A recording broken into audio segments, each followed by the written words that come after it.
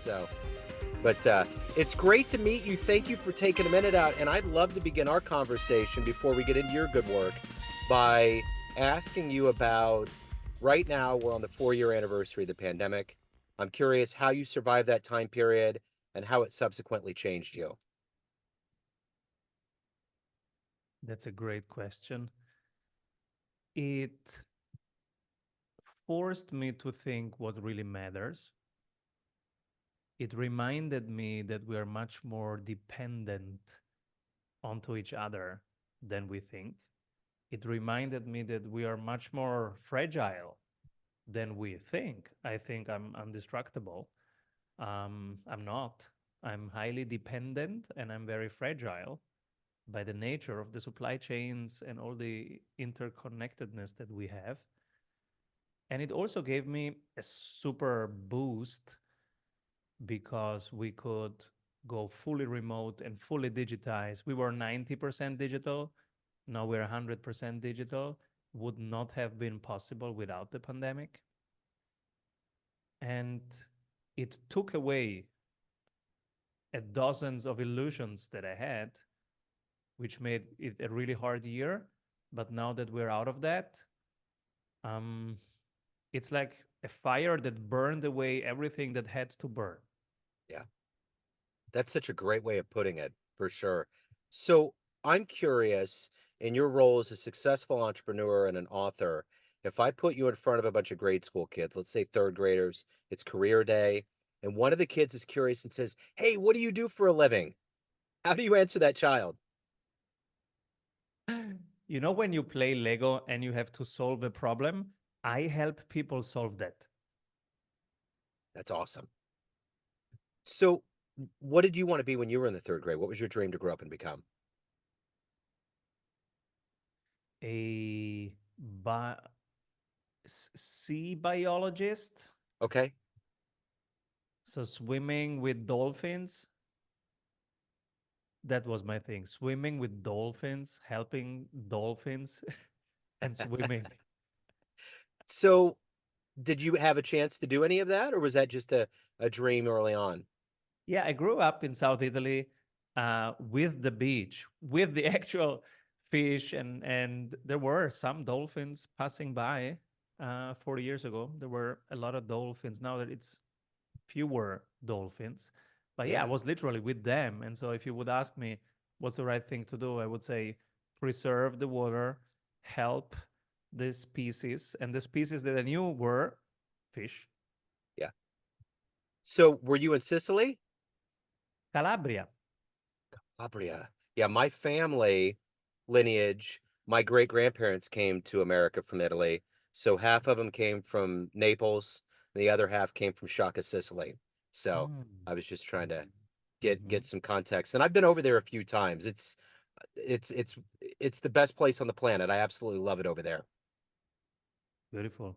Yeah. So let me ask you this. What was it about your upbringing that put these seeds of becoming an entrepreneur and a writer in you? How did all of this kind of grow and become who you are today? I quickly realized that adults are idiots and that you have to take stuff in your own hands. Staying with the dolphins, there were adults fishing with nets, and they knew really well that it destroys the underwater soil, basically, and it tears apart the stones and the plants, and then the fish have a problem, and everybody knows that, but nobody was changing that. So again, one illusion taken away from me. Adults don't have their stuff together. And that was a very early seed. And then later on at school, there were similar seeds planted where I was, this doesn't make any sense. And then later on, the same thing started to work. And I had so many experiences of this doesn't make any sense.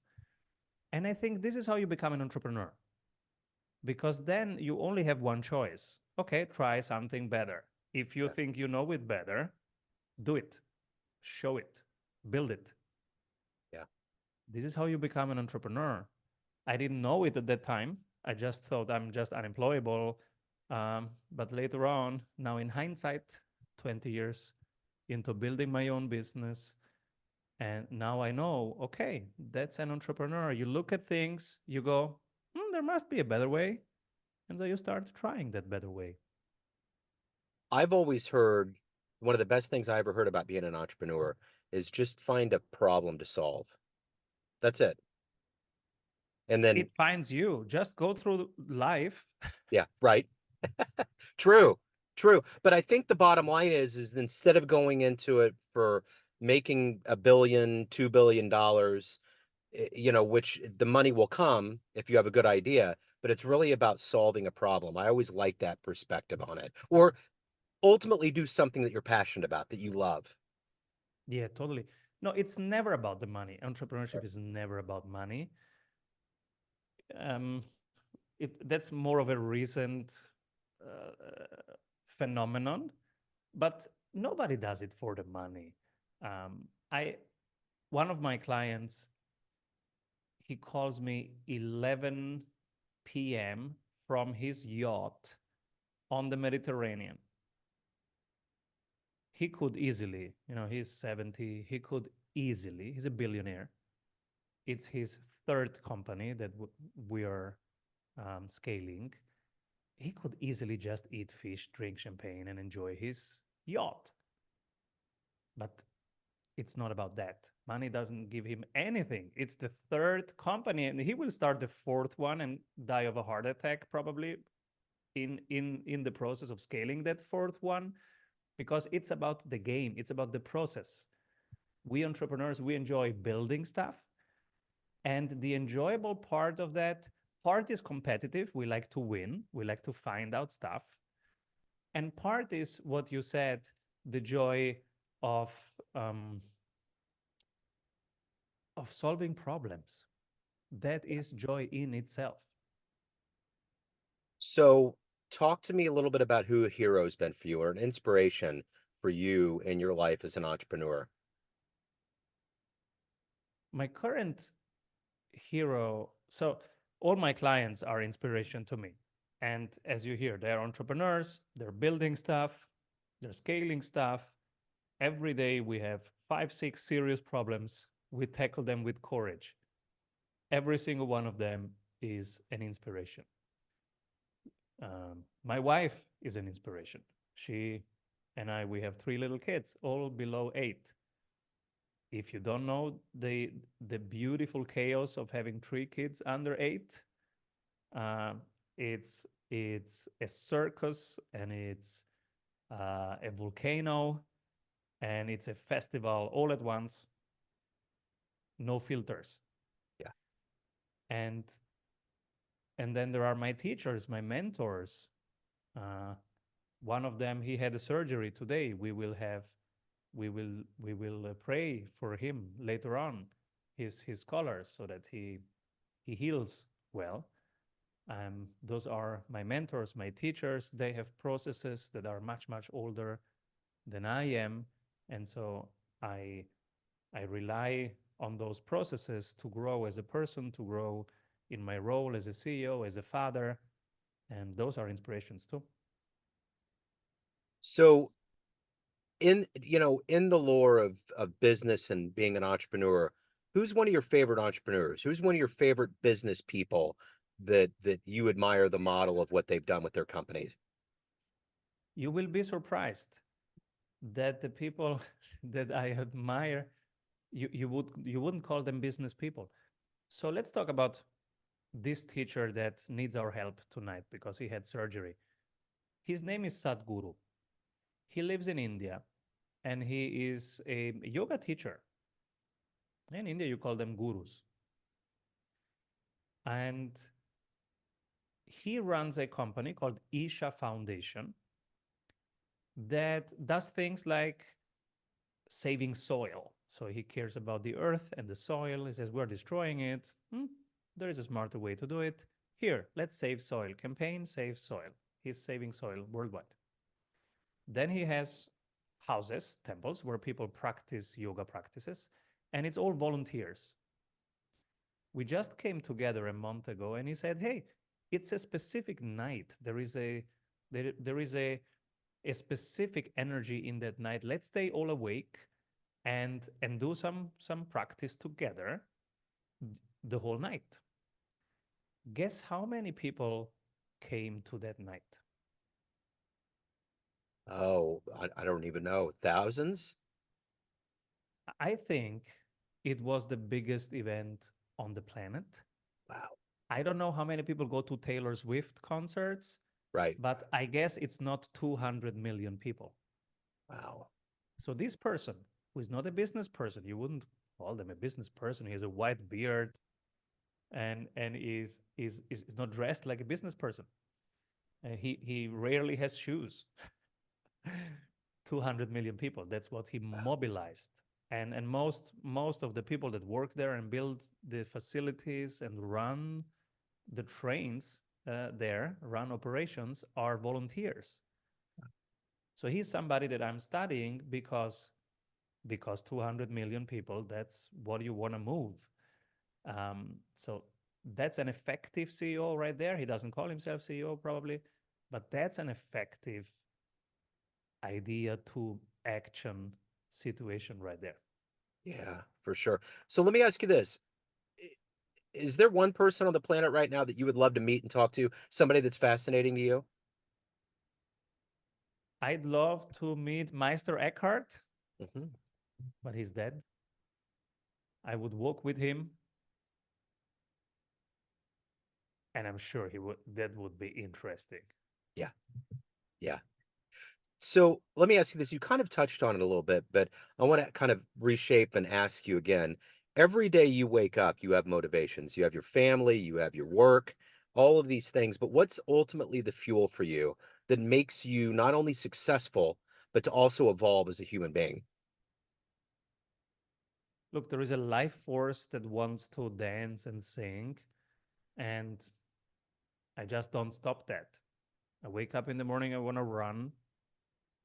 Then I want to do breakfast for my kids. Then I want to do some deep work. I just do it. I don't stop it. And then in the afternoon, I want to help people solve problems, give interviews. Then I want to cook for my kids. That's basically my day. I think I've stopped working 6 years ago. It doesn't feel like I'm doing anything. I just um, that that's what I would do if I wake up tomorrow a billionaire. That's what I would like to do. So as a writer, what's one of your favorite books? Oof, books. There are so many. I Yeah. have to pick one that's relevant for the audience. So many great books. Today I was discussing a book. It's called Selling from the Heart, and it's a book about the mindset part of sales. Beautiful book. And then there is a book that there are five mandatory books in the certification. So I do train consultants, management consultants, and there are five mandatory books that I've selected for them for the curriculum. One of them is called The Power of Moments. And it's a wonderful book about what makes an experience memorable. So if you go to Disneyland, which parts of the experience will you remember, will stay stronger with you? And they go through that and they have found some patterns on how you can create peak experiences. And that's super relevant. They are not business people, they're just writers. But it's super relevant to every business. If you read that book and think about, what are the experiences that I am creating for people? And how can I make them a little bit deeper? Super valuable book. So of all of the things that you've done so far in your life, what are you the proudest of?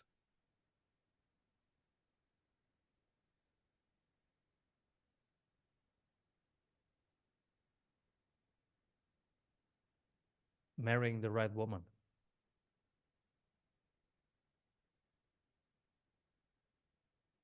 What's one of your favorite client success stories? One that always puts a smile on your face?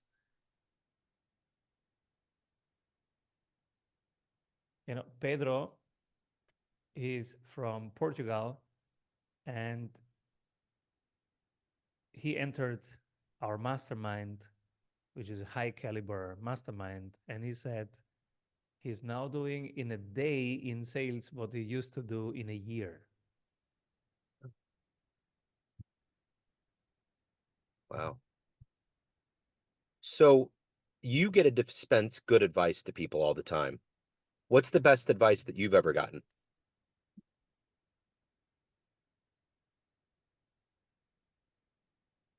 My father told me something completely counterintuitive. He said, never use leverage.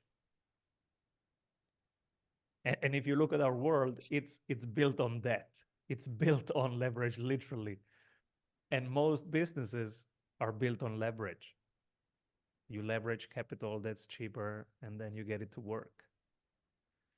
And he told me, never use leverage, Simon. Whatever you do, don't leverage. So live a debt-free life. And it was the opposite of what the world was doing.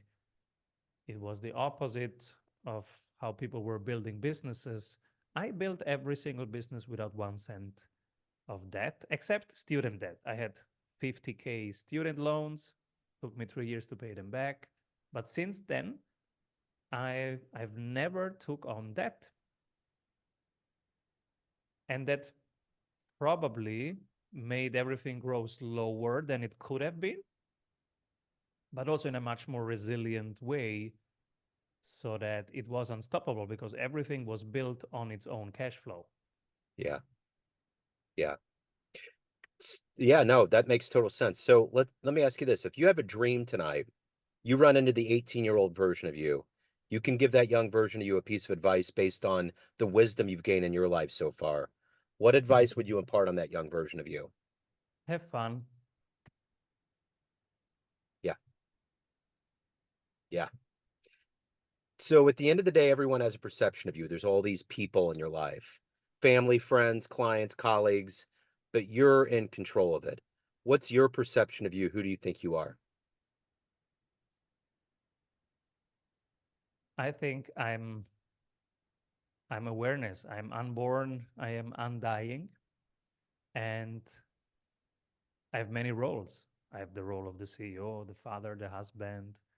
I enjoy them all, but I am deeper than that. So what do you like the best about living in Austria, and what do you miss about not being in Italy? Austria is fun. It's a very boring country. It's perfect for raising 3 children because it's safe and it's clean. What I love about Austria is the balance of nature and culture. You have cities, but they are walkable cities. You have water, but it's really clean water. And you have a ton of nature. Like I get out here and I can run for miles in the woods and I come back and I'm in the city. Wow. So what do you miss about Italy? The food. Yeah, I get it. I definitely get it. Hey, if anyone wants to get your books, they want to learn more about you, reach out, hire you, any other good business, where do they go? Strategysprints.com if they want to talk to us or have coaching from us. Um, the book is on Amazon. It's called Strategy Sprints. Excellent. Simon, this has been wonderful. Thank you so much for your story. Thank you for your time. Best of luck with everything. I appreciate it. Thank you, Joe. Keep rolling. Yes, sir. Ciao.